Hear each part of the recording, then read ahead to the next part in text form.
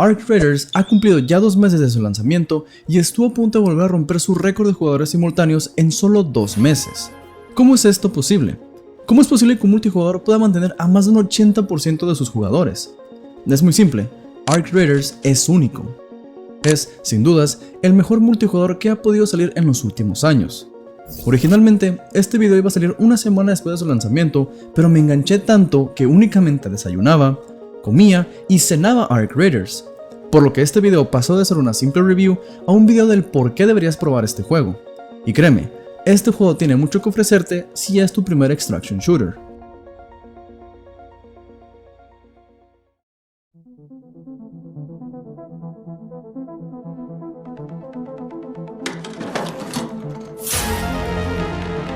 Pero primero, un poco de historia. Arc Raiders nació en Embark Studios, fundado en 2018 por líderes y veteranos de DICE, cansados de la falta de libertad creativa y la presión corporativa de EA, especialmente por trabajar constantemente en la saga Battlefield. En 2019, a solo meses de haber surgido, el equipo empezó a trabajar en 2 prototipos, Project Pioneer, el cual terminaría siendo Arc Raiders, y Project Discovery, el cual terminó siendo The Finals. El juego inició como un juego cooperativo free-to-play PvE, centrado en enfrentamientos contra enormes máquinas en un mundo post-apocalíptico. En 2020 pasó de prototipo a producción completa, justo cuando la pandemia golpeó, pero Embark logró adaptarse rápidamente por ser un estudio ágil y altamente automatizado. Para finales de año, el estudio ya tenía cerca de 200 empleados, realizaba playlists internos diarios y avanzaba a un buen ritmo. En los The Game Awards de 2021, Arc Raiders se presentó con gran entusiasmo al público, pero cuando las pruebas avanzaron, el propio CEO de Embark declaró que el juego no era divertido. El gameplay PvE puro no lograba sostener una diversión constante.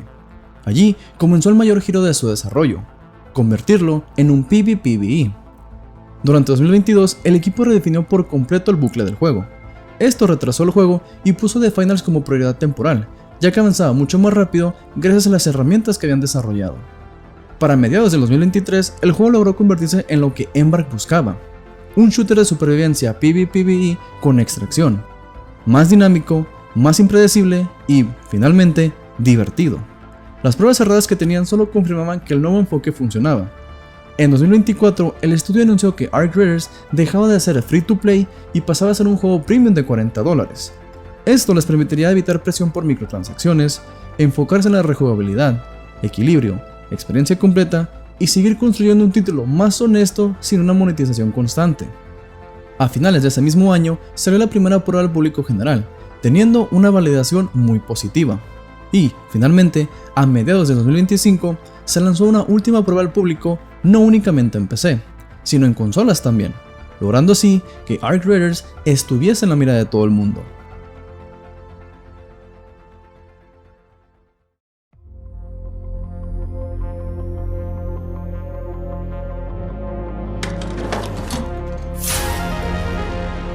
Llegó el día de su lanzamiento y el juego fue un éxito. En sus primeras horas se empezaron a viralizar clips, jugadores muriendo de maneras absurdas, jugadores siendo acechados por las máquinas e interacciones graciosas en otros jugadores. Arc Raiders tenía potencial. Pero, ¿cuál es el principal objetivo del juego? Tu único objetivo, además de sobrevivir, es conseguir objetos. Objetos con los cuales puedes mejorar tus mesas de trabajo, crear y modificar armas, además de accesorios.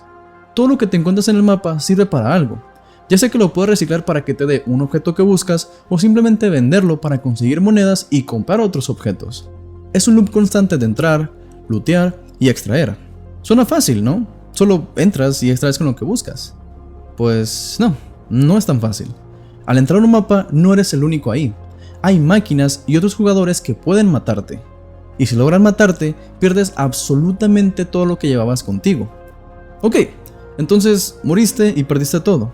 ¿Qué sigue? Pues armarte y entrar de nuevo con la esperanza de poder sobrevivir esta vez.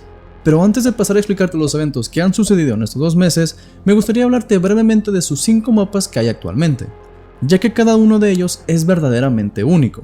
Empezando, obviamente, con su primer mapa. Durante la primera ola, esta presa fue el sitio de muchas de las batallas más desgarradoras del conflicto, con cicatrices y estructuras que aún marcan el área hoy en día. En este mapa todos damos nuestros primeros pasos en el topside, aprendemos las mecánicas básicas del juego, entendemos lo peligrosos que pueden ser los ARKs y además podemos apreciar lo bien detallado que está el mapa, desde su pantano, sus bosques y su edificio principal. Por lo general, cada vez que entras en este mapa te encontrarás con gente amigable, ya que este es el primer mapa que los nuevos jugadores tienen solamente desbloqueado. Y digo por lo general, porque nada te asegura que otro jugador no quiera matarte.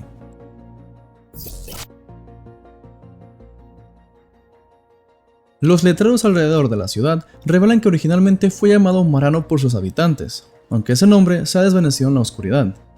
En este mapa aprendes la verticalidad del juego, ya que no solamente puedes meterte entre los edificios, puedes pasearte sobre sus tejados, ya sea con tirolesas o con las escaleras que te encuentres. Y si tienes la idea de que en este mapa solo te encuentras con gente agresiva, es porque los desarrolladores han confirmado que este mapa fue creado con la idea de hacerlo enfocado en el PvP.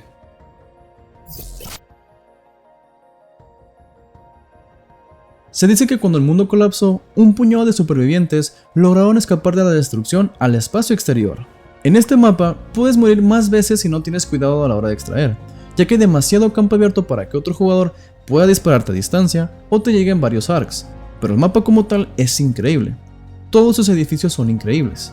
Si logras subir a sus torres, además de poder conseguir un buen botín, podrás observar una de las mejores vistas que el juego tiene por ofrecer.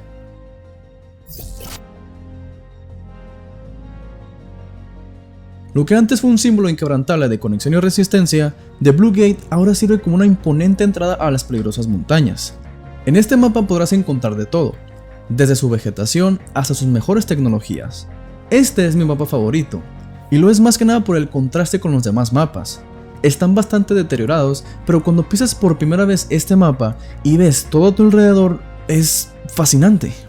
Además, en este mapa nos damos cuenta que para poder acceder a varios cuartos hay que llevar a cabo unos acertijos, ya sea transportar varias baterías para acceder a un cuarto secreto o encontrar varios módulos para acceder a un búnker reforzado.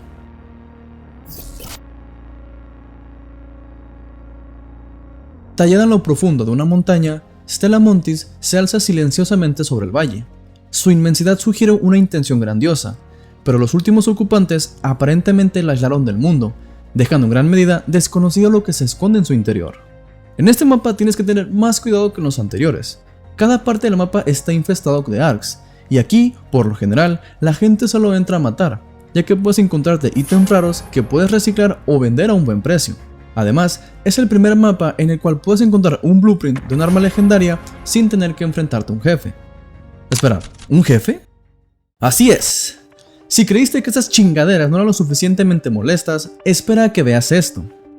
Te presento a The Queen and the Matriarch, los ARKs más gigantes y poderosos que hay actualmente en el juego.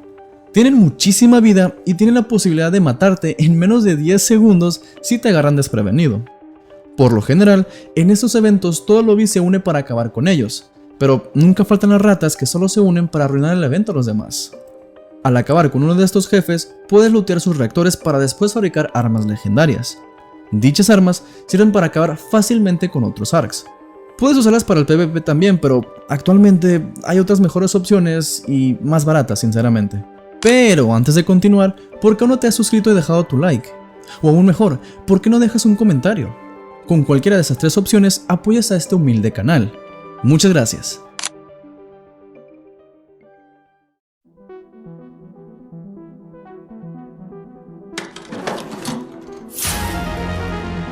En solo 2 meses han ocurrido muchas cosas en este juego.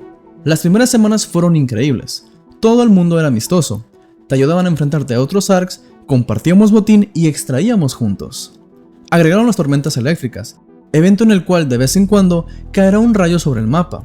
Esto tiene una pequeña posibilidad de dejar un objeto el cual puedes vender a un buen precio. Se agregó el evento de Hidden Bunker. Aquí, para poder acceder al búnker hay que activar varias antenas que hay por el mapa. Una vez dentro, sinceramente no hay mucho loot valioso. Puedes farmear mucha experiencia, eso sí.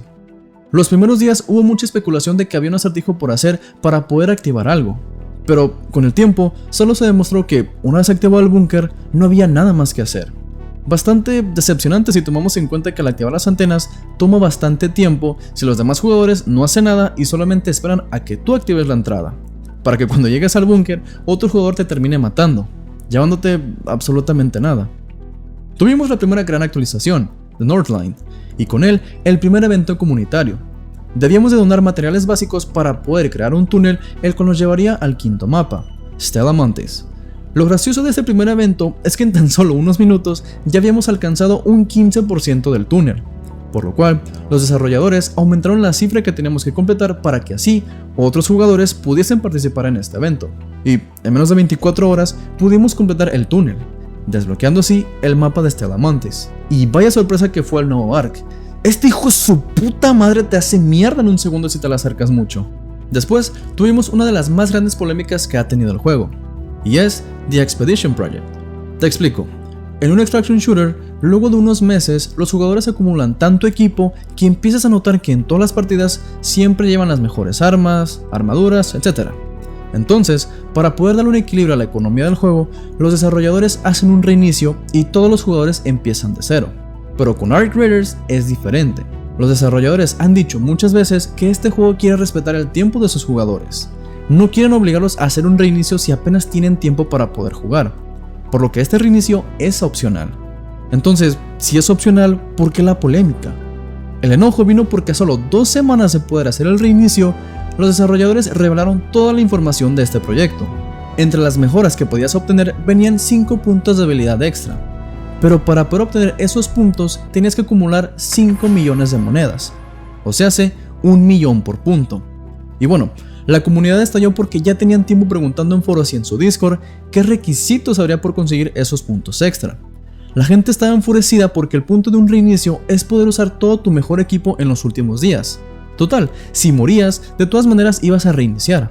Pero con este requisito, la gente hizo lo contrario.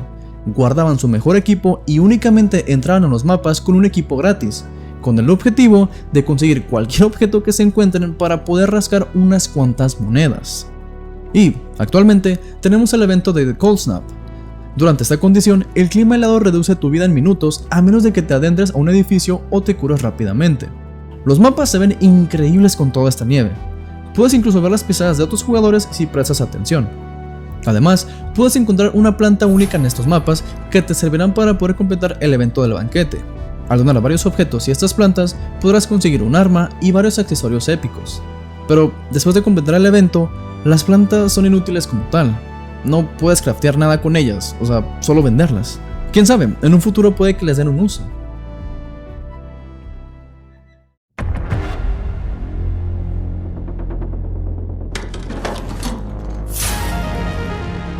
Ya para ir finalizando, me gustaría mencionarles el detalle que hace de este juego bastante disfrutable. Si nunca te han gustado los juegos de extracción o si consideras que eres malo a la hora de enfrentarte a otros jugadores, no te preocupes. Hace unos días salió una entrevista con el CEO de Embark y ha confirmado que unos días antes de la actualización de The Cold Snap se agregó un sistema de emparejamiento bastante único. Si eres de los que nunca le disparas a otros jugadores, el juego te emparejará con otros jugadores que tampoco disparan usualmente. Si eres de los que les encanta el PvP, el juego te emparejará con otros jugadores que igual les encanta disparar a todo lo que ven. Además, recomiendo al 100% que pruebes este juego aun si no tienes amigos con quien jugar. Si juegas en solos, la mayoría de personas son muy amigables. Y es que, si lo analizas, este juego está diseñado para que cualquiera pueda jugarlo. No tienes que ser un puto sudado de sacar la tableta de Excel para ver qué arma, accesorio y mapa es el meta. El propio CEO ha dicho que el juego está orientado a la cooperación, no a la competitividad. Que sí, otro jugador puede traicionarte al último segundo, pero eso es lo que te mantiene al borde de tu silla en cada partida. La incertidumbre. Un jugador está siendo atacado por otro jugador. ¿Debería intervenir o simplemente me alejo de allí? Pero, ¿qué tal si uno es derribado, acabo con el otro, revivo el primero y terminamos siendo amigos en toda la partida? ¿O qué tal si al revivirlo me termina traicionando? Nunca sabes lo que va a ocurrir. Y eso es la magia de Ark Raiders. Si crees que este juego es único en su género, créeme que lo es. Puedes ver este video en el cual hablo del por qué la gente ya está cansada de los extraction shooters. Quizá podría gustarte.